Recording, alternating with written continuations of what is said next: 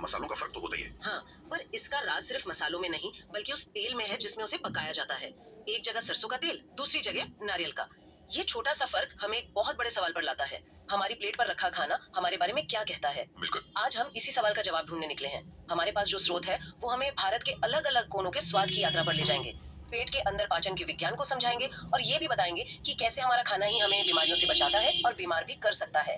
तो चलिए इस जानकारी को परत दर परत खोलते हैं और समझते हैं कि हमारी थाली भूगोल, विज्ञान और संस्कृति का एक नक्शा कैसे है। बिल्कुल, और ये सोचना कितना मजेदार है कि खाना सिर्फ पेट भरने की चीज नहीं है, ये तो हमारी पहचान से जुड़ा है। ये सारे दस्तावेज यही दिखाते हैं कि कैसे किसी जगह की मिट्टी, वहाँ का मौसम और लोगों की परंपराएं, ये सब मिलकर एक ऐसा अनोखा स्वाद बनाती हैं जिसे हम घर का खाना या क्षेत्रीय भोजन कहते हैं। ये दरअसल हमारी जड़ों की कहानी है। तो इस कहानी की शुरुआत एक ऐसी जगह से करते हैं जो शायद किसी ने सोची भी न हो।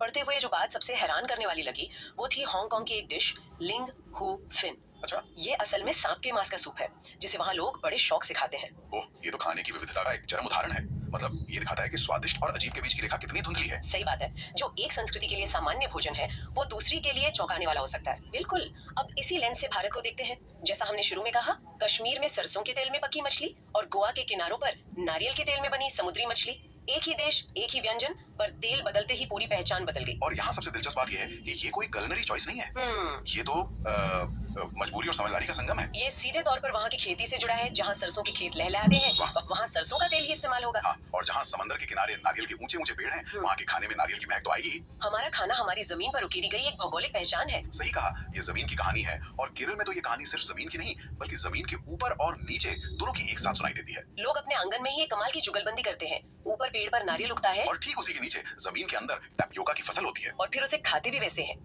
उबले हुए टैपियोका, जिसे वहाँ टप्पा भी कहते हैं, उसे नारियल से बनी किसी चटपटी करी के साथ परोसा जाता है। ये प्रकृति के साथ तालमेल का इससे बेहतर उदाहरण नहीं हो सकता। जो मिला उसे पूरी रचनात्मकता के साथ अपनी थाली का हिस्सा बना लिया। स्वाद की ये रचनात्मकता गुजरात में एक अलग ही मोड़ ले लेती है। वहाँ दाल में भी मीठा डाला जाता है। हाँ, चीनी या गुड़। ढोकला और लेमन राइस तो हम सब जानते हैं, लेकिन इन दस्तावेजों में एक छोटी सी जानकारी मिली कि वलसाड स्टेशन पर बटाटा वड़ा और पूरी साग भी उतना ही प्रसिद्ध है। ये हर क्षेत्र की अपनी एक टेस्ट प्रोफाइल को दिखाता है ना।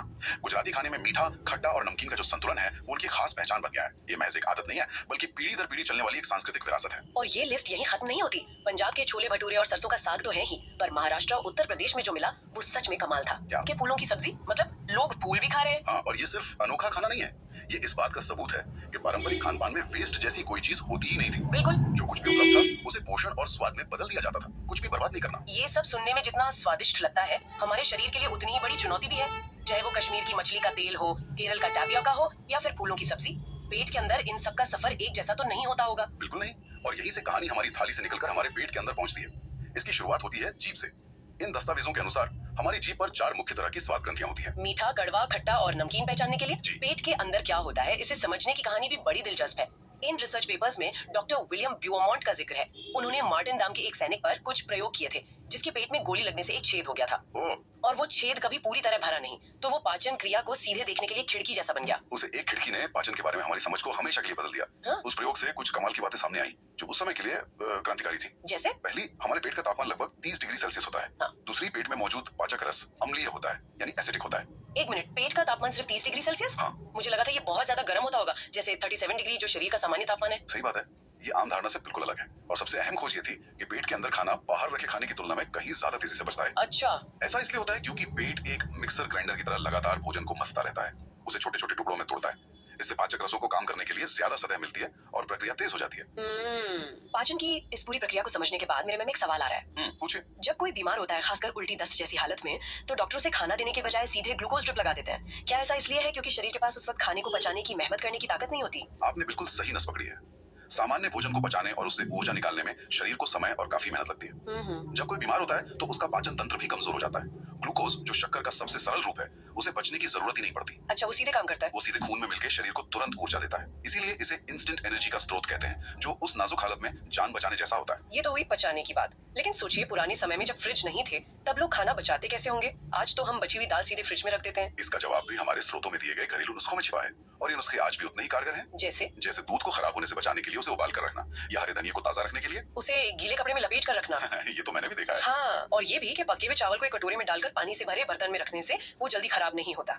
और प्याज लहसुन को हमेशा नमी से बचाकर किसी खुली सूखी जगह पर रखा जाता है। मेरी दादी आज भी हरे धनिये को गीले कपड़े में ही लपेट कर रखती हैं। मुझे बचपन में ये एक जादू जैसा लगता था, पर अब समझ आता है कि इसके पीछे कितना सीधा साधा विज्ञान है। मतलब ये सिर्फ नुस्खे नहीं है। बिल्कुल नहीं, उबालने से बैक्टीरिया मर जाते हैं। गीला कपड़ा धनिये को सूखने नहीं देता। पानी का बर्तन चावल को ठंडा रखकर बैक्टीरिया की बढ़ोतरी को धीमा कर देता है और सूखी जगह प्याज लहसुन को अंकुरित होने या सड़ने से रोकती है। ये सारे तरीके असल में नमी, हवा और तापमान को नियंत्रित करने के विज्ञान पर आधारित हैं। संरक्षण का एक और बड़ा ही स्वादिष्ट उदाहरण मिला आंध्र प्रदेश के आत्रेयपुरम गांव से। वहाँ मामिडी त्वांड्रा यानी आम पापड़ बनाया जाता है। आम पापड़? अच्छा। और इसे बनाने की प्रक्रिया भी कमाल की है। इसमें पूरे 4 हफ्ते लगते हैं। 4 हफ्ते? हाँ, पके हुए आम के गूदे, गुड़ और चीनी को मिलाकर चटाई पर परत दर परत फैलाया जाता है और हफ्तों तक धूप में सुखाया जाता है। मतलब ये धूप की शक्ति का इस्तेमाल करके भोजन को महीनों तक संरक्षित करने का एक बेहतरीन तरीका है। बिल्कुल, और सिर्फ संरक्षित करना ही नहीं, पकाने के तरीके भी कितने अनोखे हो सकते हैं। गुजरात की ऊंधियो सबली को ही ले लीजिए। उसके बारे में पढ़ना तो मजेदार था। सर्दियों में ताजी सब्जियों को मसालों के साथ एक मटके में भरा जाता है, उसे अच्छी तरह सील किया जाता है और फिर कोयले के अंगारों में मटके को उल्टा रखकर पकाया जाता है। उल्टा? हाँ, इसीलिए तो उसका नाम ऊंधियो है। गुजराती में ऊंधियो का मतलब ही उल्टा होता है। धीमी आंच पर पकने का ये तरीका सब्जियों के स्वाद को एक अलग ही स्तर पर ले जाता है। अगर हम समय में और पीछे जाएं, तो लोग सिर्फ खाने को ही नहीं बल्कि आने वाली फसल के लिए बीजों को भी बड़े जतन से बचाते थे। इन स्रोतों में दामजी भाई की कहानी का जिक्र है, जिसमें बताया गया है कि कैसे पहले के किसान बीजों को सूखी लौकी के खोल के अंदर रखकर उस पर मिट्टी का लेप लगा देते थे। अच्छा, ताकि कीड़े न लगे। बिल्कुल, ये लेप बीजों को कीड़ों से बचाता था।